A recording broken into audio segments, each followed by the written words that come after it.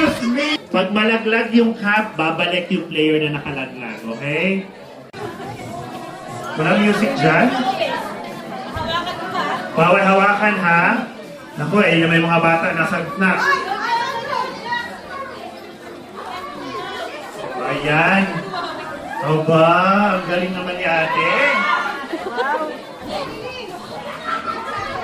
Ilipat, ilipat, ilipat. Wala ba tayong music dyan? Yung medyo lively naman, yung medyo upbeat eh. Ang sad masyado ng Pasko na yan. Oh, saan ka papunta, Dibay? Saan ka?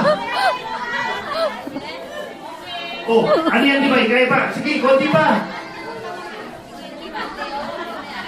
Sus ko, nahulog pa. Ulit.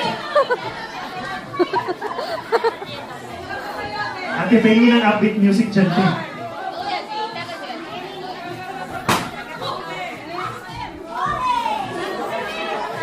Ano kaya? Last player. Aba. O, yung hindi naglaro, nakatandaan ko kayo. O, sige, sundutin mo yung Ate Wena. Ayun. Pen. Last player ka na, Pen. Palaruin mo na si Cherry, Pen. Ayun, nahulog pa. Diyos mio. Wait lang. Hindi pwedeng hindi maglalaro si Cherry. Sayang tumakbo. Diyos mio, Ate Wena.